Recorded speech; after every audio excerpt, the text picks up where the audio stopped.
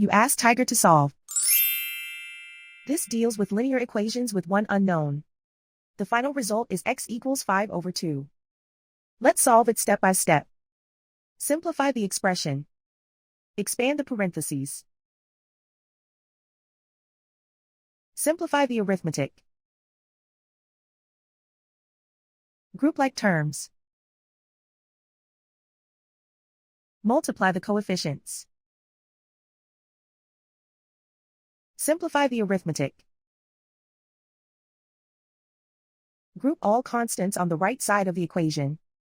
Subtract 6 from both sides. Group like terms. Simplify the arithmetic.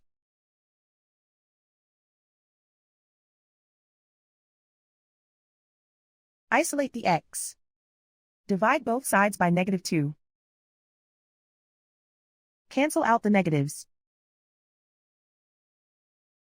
Simplify the fraction. Cancel out the negatives.